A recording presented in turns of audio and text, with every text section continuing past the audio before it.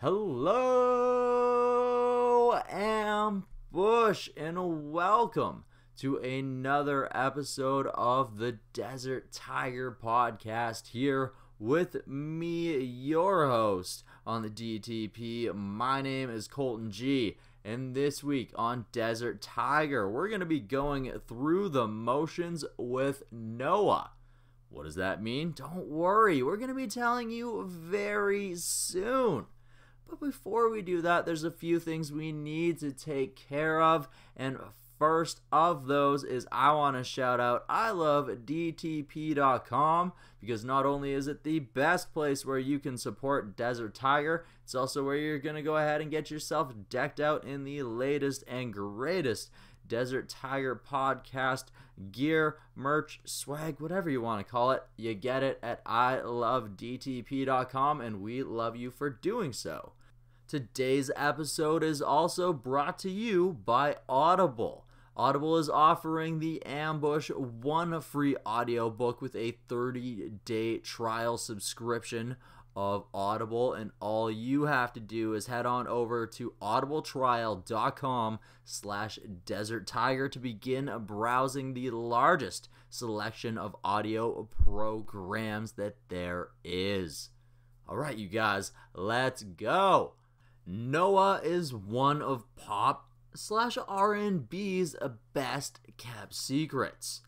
The Toronto-born artist has spent the last 2 years creating an incredibly addictive, like trust me on this, incredibly addictive catalog of songs that the world is just starting to get a taste of. Her music blends vibrant, catchy melodies with resonant, emotional themes, from relationships to female empowerment and self-realization. All the while, NOA's artistic voice maintains a fun, lighthearted, velvety tone that helps lift her fans above the noise and negativity of everyday life. Today, NOA is releasing her third single entitled Motions. We're going to be playing it for you very, very soon. And we're also going to be discussing that single with her here today. We're also going to take a dive into her other two singles, Caught Up and Hypocritical. We're going to be talking to her about her time on The Launch Season 2 and what she learned from that. And NOA is also a graduate of the esteemed Berklee College of Music. So there's a ton to dive into here today with my guest, NOA. And why don't you say we kick the whole thing off by playing for you NOA's new single that came out today, February 21st, 2020. So why don't we get you in some motion?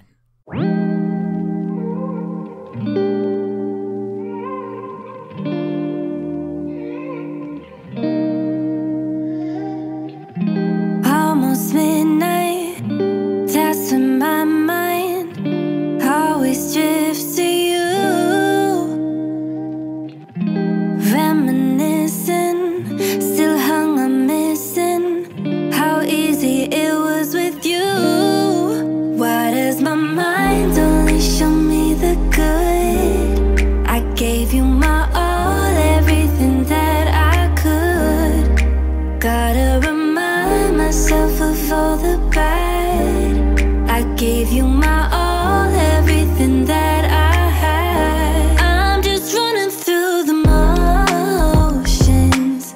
First time me liking on my own. I'm just running through the motions. First time out here all alone. Fall off balance, hold on to habits.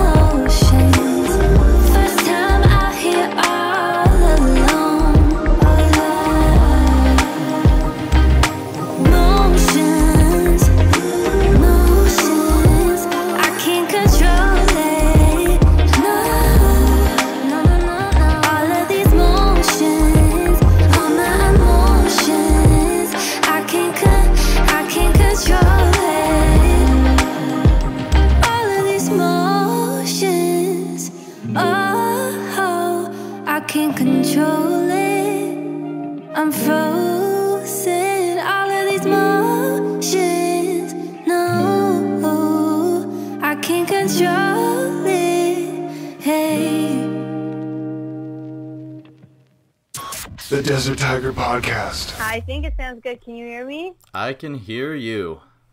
Okay, yay, we did it. Woohoo! All right. Celebration all around. Yay. Yay! That's great. And for those of you who are just joining us, we are here with NOA. We've been having a little bit of microphone issues on my end, but they are fixed now, and we're about to get rocking and rolling, and we're about to tell you all about NOA and her amazingly catchy singles that you're going to have stuck in your head for hours and hours and hours. How are you today, NOA? Thanks for joining us today on the Desert Tiger Podcast. I'm great. Thank you so much for having me and for such a wonderful introduction. I'm super excited to be here talking to you today. We are super excited to have you here on the show. I'm sure the ambush, that's our audience, is excited to hear all about everything. I mean, we just played your latest single, For Them Motions. That just came out today. How exciting is it to finally have this out and into the world? It's amazing. Like it's been my little baby for just over a year, so I'm super excited that it's finally out in the world and everybody can hear it and hopefully connect to it. Yeah, just catch a good vibe from it. So no, it's been an awesome day, and I'm so happy with the way everything's going so far. Awesome. And of course, I want to get into more detail about this single, but before we get there, of course, I want to go through some of the details that got us here to Motions, and that starts with, of course, your introduction to the performing arts, to music. Where was your introduction to music? I can see that you've graduated from the prestigious Berklee College of Music, but where was the actual beginning? So growing up, there was still a lot of music in my house. My mom would always sing and play the piano with me and my siblings. So right off the bat, like I just always had a love for music. I did a lot of musical theater growing up, which definitely encouraged me to like keep at it. And I just like fell in love with being on stage and singing. So that was kind of my intro to music and like just playing great CDs like at home. Like there was always like Elton John and Carly Simon, Shania Twain, Celine Dion. Like those were like the staples in our house growing up. So I just was like surrounded by such incredible music and songwriting. So I think whether consciously or subconsciously, that really like had an effect on, you know, my writing and my artistry. And then in high school, I kind of started to songwrite, and I found my voice a little more as an artist, and I kind of made the choice that this is something I wanted to pursue fully and just chase after my dreams. And yeah, so that kind of led me to Berklee, which was awesome. And since then, it's just been like a roller coaster and a crazy ride of writing so many songs. You know, I was on CTV's The Launch last year, which was also crazy. So it's led me to a lot of cool new stuff. So definitely a start where you had a lot of different influences from not only sounds but also writing aspects with Shania Twain, the pop country, and Elton John, definitely a different world, and then musical theater, an entirely different realm altogether. Yeah. And then to take that all in to a place like Berklee where you can just really incubate it and let it grow and evolve it. Totally, yeah. It was pretty. It was really cool to finally be in an environment where I was surrounded by so many like-minded people, and that, you know, I could just talk music and jam with my friends for hours, and we were all just having the best time. And not just that, like I had the opportunity to like learn from the best of the best. You know, my professors were like Grammy winners, and you know, just had accomplished so much. So having the opportunity to like learn from them firsthand was amazing. It was really awesome. Wow. So what did you end up majoring in your time at Berklee? So I did a double major in songwriting and music business. So that's pretty much what I studied, and then I did a lot of performance classes as well while I was there. Oh wow! So very, very well researched then. Yeah, I thought, you know what, why not just gain as much information as I can while I'm there, you know?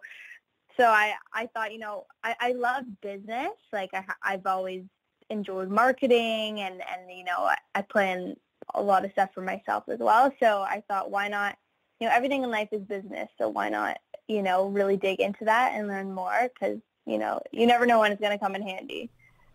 Definitely, and I feel that that's something that a lot of artists don't realize is how big of an aspect the business side of the music industry is until they actually get to the point that they're ready to release their first single, and then they're like, oh wait, I've got to like get my legal rights down, and I've got to get like distribution and everything else. Oh wow, this is a mountain. Totally. And like even just since graduating and like getting deals presented to me or, you know, being in meetings, like I actually feel like I know what I'm talking about because of the background I have, which is so cool to like actually understand what's going on and like have an opinion and a voice. As people always say, you know, there are some shady things that happen and to just know your business, like it never hurts. So you can kind of spot that and you know what your rights are in the industry. Oh, definitely. And it also allows you as an artist to position yourself in the best way possible and to be able to see possibly through certain situations and to know, is this the best situation for me or isn't it? Exactly. So it's super helpful and also just super fun. I love the business side of things. I love songwriting, like honestly so many different elements of music. So it was really awesome to be able to, like, you know, combine my studies and hone in on all those aspects. That's awesome. Yeah. So from what I can see, you started out more of like the singer, songwriter, like the guitar, acoustic-y type background, but Hypocritical, Caught Up, Motions, those are all more of the pop side of the world. So at what point did you begin to transition your musical approach and your musical voice in that direction? Yeah, for the longest time, it was just me and my guitar. And I would say, so I moved out to LA right after I graduated Berklee. This was in 2017. And I spent a year and a half out there writing like a song every single day. I was in and out of studios, just eating, sleeping, breathing music. And I think, you know, because I had the chance to work with so many different producers and writers, it really helped me like find, you know, the direction I wanted to go in with my music and like how much fun it can be to add different elements as opposed to just having like a guitar vocal track, which I still love and I perform acoustic all the time. But I thought it'd be fun to like, you know, layer it up and bring a song to life, you know, with production because it adds so much. It truly does. And then it also allows you to, when you have that produced value, it does add so much. But then when you bring the acoustic side of it as well, it opens that other door where people can see the maybe another side of the song, or it allows them to see maybe something in the song that they didn't necessarily understand before. Totally. And I feel like, you know, a good song should be able to stand on its own with just guitar vocal or piano vocal. Like I always say this. So, you know, once you kind of have that foundation, you know, adding it only just usually makes it better and just makes it more fun and like gives listeners, you know, a different lens to like hear it through, if that makes sense. Yes, I completely 100% agree with that. Yeah, no, so it's been fun and it's cool to like experiment too because production can go so many different routes. You can take one song and produce it thousands of different ways. So it's definitely a process, like really honing in on the sound you want and, you know, the samples and every little like snare sound or like synth or the amp that we're using for the guitar, like really making sure that like each sound is NOA and that it feels like me and it feels like the song. And that comes with time, but it's been really fun to sift through that process with this like full produced stuff. So, yeah. Well, and it's also good that you've taken your time to develop and find your voice within this new world as well. Yeah, it takes time, but I feel like I'm definitely at a place now where I know what I want to say and I know what way I want to say it. And obviously it's always changing and we're growing as people and we're trying new things. I feel like Caught Up in Motions are definitely really steering in the direction that I want to be headed with my music and my sound. Awesome. So at what point did you end up getting contacted for the launch? How did you even end up getting involved with that? What was that process like? So yeah, that was kind of crazy because honestly, I never thought I would do a singing show. So my vocal coach here in Toronto, she's absolutely incredible, Lorraine Lawson, is also the vocal coach on the show of the launch. And she had, shared my music with them. And then they reached out to me and they asked if I would send an audition and submit. So, I at the time was like, you know what? I actually have nothing to lose. Like, why not just try? And so I sent in my audition literally like 3 minutes before the deadline. It was so last minute. And then a few weeks later, I got a call and they were like, congratulations, you're in our top 30, like you made it onto the show. And I was, well, this is crazy. So I really never thought I was actually going to do it. And then the opportunity kind of came about and the timing worked out. And I thought, I'm all for new experiences and just, it's such an awesome show. I love that it's Canadian and I love that it focuses on original music because it's like a big thing I stand for in my writing as well. So I thought, why not? Like, why not just give it a shot? So that's kind of how it happened. Awesome. And then once you finally got onto the show, like you said, you never imagined that you would or thought you would be on this type of programming. So once you're finally into this world, which TV is kind of an entirely different beast than music is. So what was that like for you? It was really fun. I realize as I do more and more music, like I love every element that comes along with it. So, being in hair and makeup at 7 a.m. and then going from shooting a commercial to shooting, an interview, and then we rehearsal with the band. Like the days were crazy full, but I was in my happy place. I was so in my element. So that was amazing. Yeah, I never thought I would be there once I had the opportunity. Like, it was so cool to, see actually, what goes on behind the scenes from all these shows and just kind of getting that perspective on TV. So that was super cool. So what other valuable lessons do you think that you learned from your time with the launch season 2? That's a good question. What do I think I learned? I think, as I was saying before, it was just a confirmation that I'm doing the right thing for me and that I loved every moment of it. And it was just a taste of, what's to come. So it was really exciting to, have that opportunity. And also, to be able to work with, Ryan Tedder, who was my mentor, and Mary May and Scott Brachetta.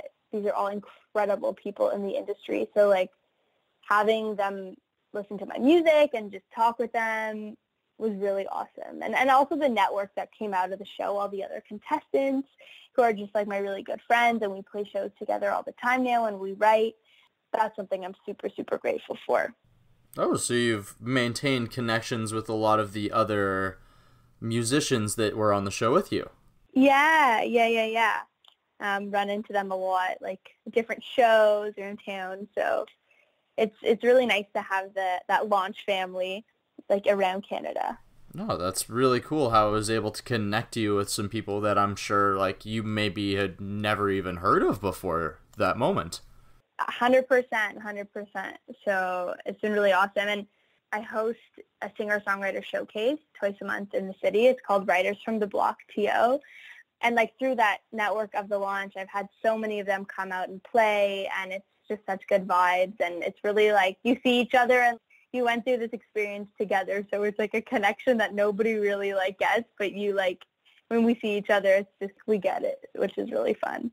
You gotta love how a community ends up growing out of this show that's supposed to be a competition.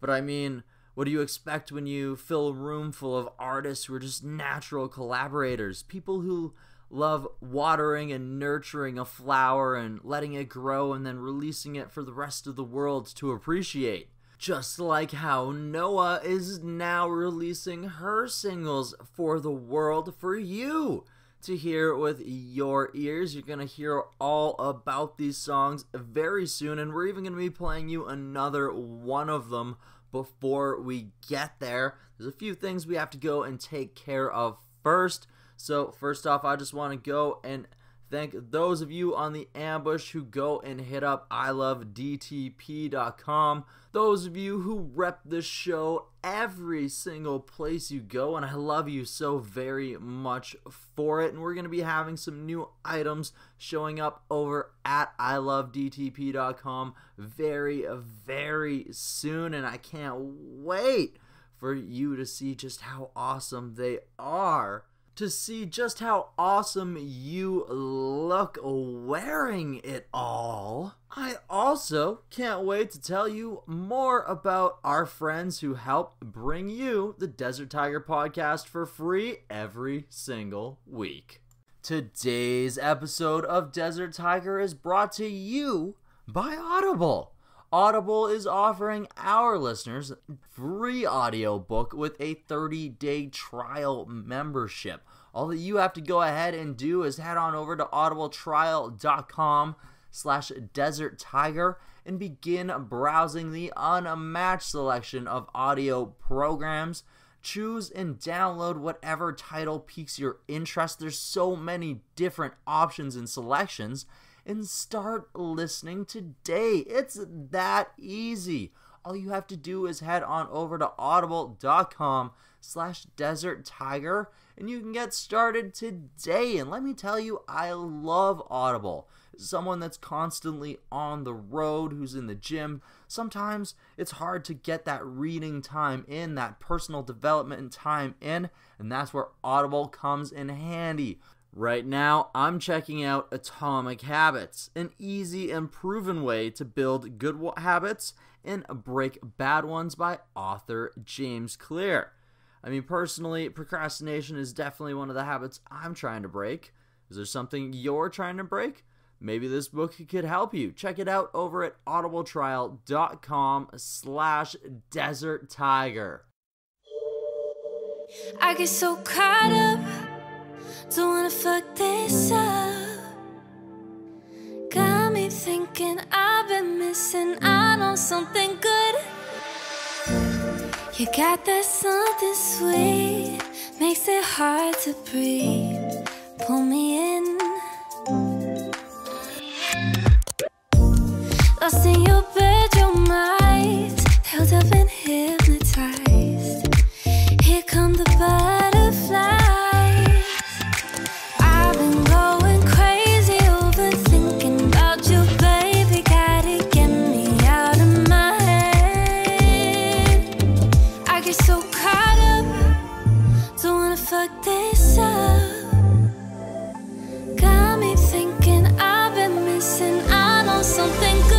So caught up, so caught up, so caught up, so caught up. I get so caught up, so caught up, so caught up, so caught up. Feel the tension grow, and I know you know I got walls. Could you knock them over? Go on and pull me closer to a place I've never been. I've been going crazy overthinking about you, baby. Gotta get me out of my head. I get so caught up, don't wanna fuck this up.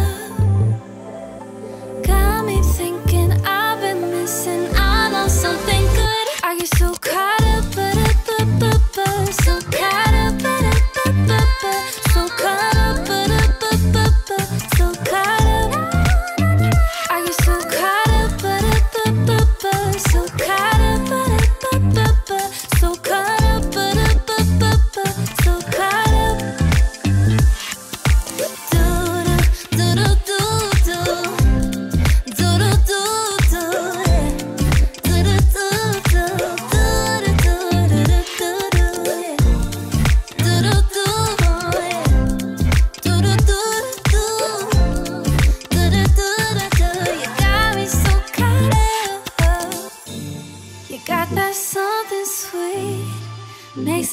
press free, pull me in.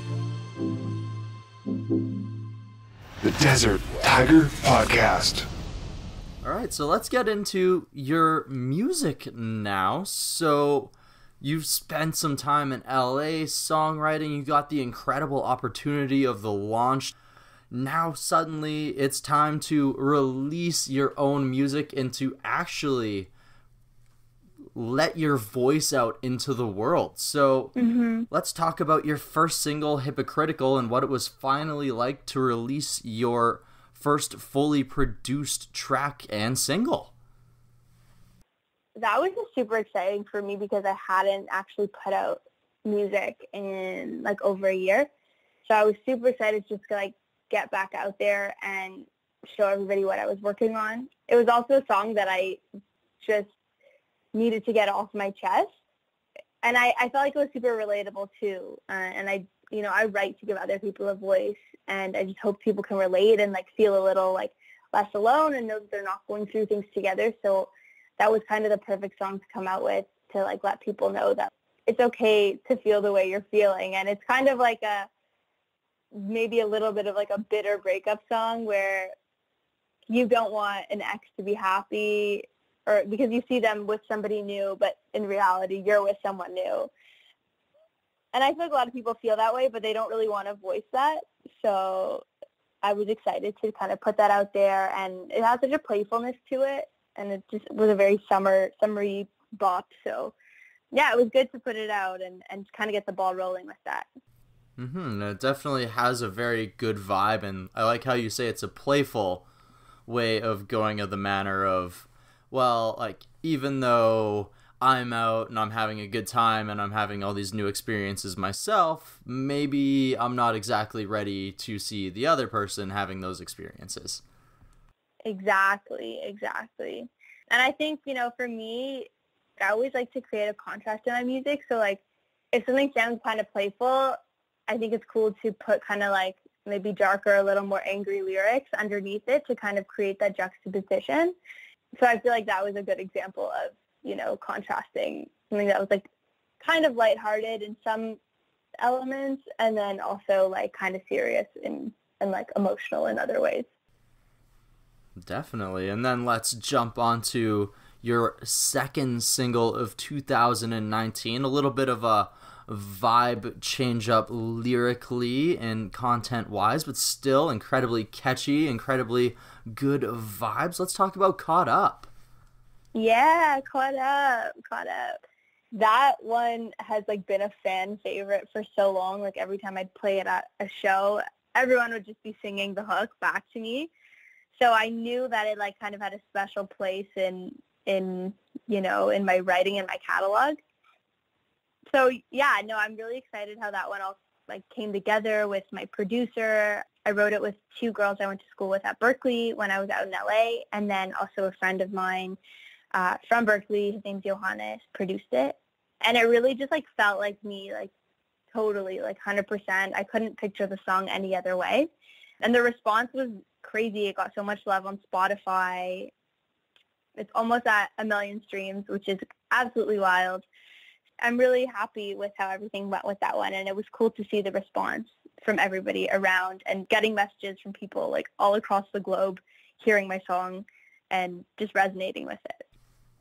Yeah, I have to agree that the hook is so incredibly good, and I've been like singing it all week, just like caught myself at work or just like doing notes and pa pa pa pa pa pa. Yeah, I get so caught up, yeah. Yeah, and I've just been going off on that all week. It's so good. I can understand how it just gets hooked immediately. I've just been vibing it so hard. Dang. Yeah, it's funny. I played a show this summer, and it was right before the song came out. I think it was like I played Caught Up at the end of my set, and halfway through the first chorus, this full room of people just started singing along like they knew it. I wasn't even like, okay, everybody come sing with me. They just like out of themselves started singing, and I was so overwhelmed that everybody already knew it, and I was like, what's going on? But it was such an awesome moment, and I was like, okay, this song needs to come out because everyone's vibing to it, and I just want to create vibes for people to enjoy and have fun too. Well, it definitely can have a blast to it, and that seems to be the case that a lot of people are, since it's getting close to nearly 1 million streams already for only your second single. That's pretty crazy. Yeah, it's absolutely wild to think about actually like 1 million people having listened to my song. Crazy. Outrageous. Yeah. Outrageous. Yes. Wild. It's wild. No doubt. And so now we're hyping up into the track that dropped today. Let's talk a little bit about Emotions. It's available right now for everybody to go and listen to, and they absolutely should. Yeah. Yay. Stream it. Go listen. All right, so it's about 6 months in between Caught Up and Emotions. Quite a bit of time to ramp up and hype this up. So let's get into Emotions and what it means to you. So I actually wrote Emotions on Valentine's Day last year. I was in LA, like fresh out of a breakup. It was like a gray, cloudy, rainy LA afternoon, and I got into the studio with a really good friend of mine, Jonathan Asperell. He's the most incredible guitar player, and he just started playing these chords, and I was like, okay, that's a vibe, and that just feels exactly the way I'm feeling right now. Because it was kind of the first time being back in the city by myself, so I just had a lot going through my mind, and this song kind of just like wrote itself. 30 minutes later, it was just there. We tracked the vocals. The vocals on the actual track that came out today are still the demo vocals we tracked on Valentine's Day last year. I just felt like it captured that energy, and I didn't want to change it. So yeah, it kind of just like wrote itself, and it was just something that needed to come off of my chest. But like, even though it's kind of nostalgic, this song, like the groove is still, it's like a vibe. It's very chill. You can still like kind of dance your head to it. So yeah, so it's kind of cool how it came about. It was fast. The fast one to write. Oh, it's good that it just naturally came out and fit the vibe, and even like the vocals in the moment were just like it captured the energy you were feeling right then and there. Exactly. Like I felt if I would have retracked the vocals, like I wasn't in that place anymore that I was the day I wrote it. So, you know, sometimes you just gotta, it's not, maybe they're not the most perfect or whatever, but, you know, you can't, like, recreate a feeling and emotion the same way. And I'm, like, a big energy person, so I feel like that energy was there, and I was like, you know, we're going to keep it. Well, and sometimes having the energy that fits the vibe is so much more important than getting the exact vocal, like, the perfect presentation. Right? Yes, exactly. I'm totally with you on that. And that's how I felt with this one. When I was deciding to put it out again, I listened back and I was like, you know, I'm very happy with how everything is. It was just about the energy more than you know, every single little note, or, you know, you can track a vocal 100 times if you want, but sometimes it's just that one take that, like, you're thinking about that person, or, you know, you're in that zone. That's like magic to me. Yeah. And I feel like getting this song dealt with while you're going through that moment is another one of those motions that you're going through to help you get through it and to help you move forward. Totally. And I feel like after writing this song, sometimes it's just very therapeutic for me to, like, get it off my chest and, like, really reflect on why I'm feeling the way I'm feeling. So this was definitely one of those songs. And it's funny because I wrote it and then I, like, didn't listen to it for a while. And then a few months after, I think I played it for my mom or something. We were, like, in our kitchen and she was like, oh my God, this is unreal. Like, I've never heard this one. Like, where has it been? Like, you need to release it. My mom's secretly my little A&R. She loves telling me, like, which ones speak to her. So when she says that, I listen. So shout out to Mom. Shout out to Mom for having a good ear and knowing where the soul's at. Exactly. Moms just know sometimes. They get it. They do. They just do. It's the heart, right? exactly. The cool thing, kind of like what I always say before I play Emotions, is the idea behind it is picture yourself 1 a.m. sitting on your kitchen counter. You can't sleep. You're just like eating a random bowl of cereal, and you're kind of just sitting there just eating, thinking about an ex, and just like reminiscing and like literally going through the motions of, you know, what was good and what was bad in your relationship, and something that just, you know, it's change, and just like reflecting on that. Definitely. And one of my favorite lyrics in the song is, "Why does my mind only show me the good?" which is something that a lot of us definitely go through in breakups, where we sit there and we wish that we could still have that person, but then we're remembering all the moments where things were good, not necessarily the things that led to things falling apart.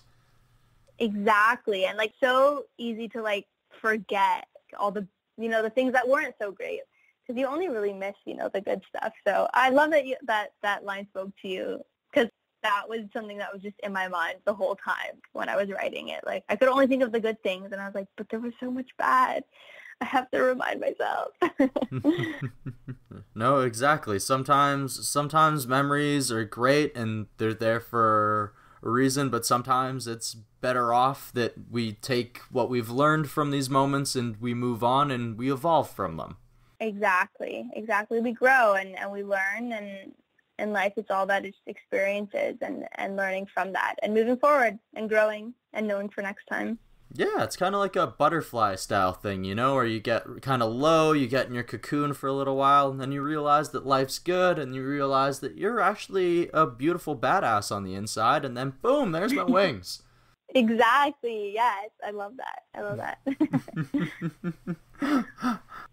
Before I let you go, what else do you have planned in the near future, Noah? In the near future, I got a couple shows coming up. In Toronto, you know, I'm just in the studio a lot. I'm writing a ton, and hopefully you can find like an EP on the horizon. That's what I'm working on. So yeah, stay tuned for that. No, we definitely will. We'll hit those follow buttons on Spotify and all that good stuff. Thank you so much for having me, Colton. This was awesome. Yeah, go stream Emotions. It's out now. The songs that you heard today on the DTP were Noah's latest single, Motions, which dropped today. We played that for you at the beginning of the show, and in the middle of the show, we played her other single, Caught Up. You can find both of these tracks by looking up Noah, spelt NOA, all capital letters, by looking up Noah on your favorite music streaming service, and I highly recommend that you do so. And when you do so, you should also hit the follow button so that you can stay up to date with when Noah is releasing new music, so that when she drops that new EP that we talked about, you can have it in your hands and in your ears as soon as possible. And then it can be brightening your day as soon as possible, and you know that's exactly what it's going to do. You already heard some of her music today. You got the vibes. You know exactly what I'm talking about, so I'm sure that you understand. I want to take another quick moment to give Noah a roaring Desert Tiger podcast thank you for joining me on today's episode. And I also want to thank the person that went ahead and set this conversation up, and that is Ruchi and the rest of the team over at Strut Entertainment. And you guys know we have a mad love for the team over at Strut, and we also have mad love for you, the listener of the show. If you're new, maybe you want to consider hitting subscribe. Maybe you want to leave a review. 5 stars would be fantastic and would help us out a lot. And if you enjoyed this episode enough, maybe you want to even share it on your social media, your Instagram stories, your Twitter feeds, on your Facebook. What would even be better would be if you tagged us in those posts, that we can show you love for showing us love, and it can be a nice, beautiful little cycle that we get going on, and it's going to be awesome, and that would be incredible. If you want to take it one step further, you can do so by heading over to ilovedtp.com so that you can rep the show. And you can also support our wonderful sponsors as another way to do that too. That also works. Next week on the podcast, I actually haven't decided which direction we're going to end up taking things, but I can assure you it's going to be another amazing journey through the jungle as we climb to another mountaintop with another incredible guest here on the podcast, and I can't wait to do that with you here next week.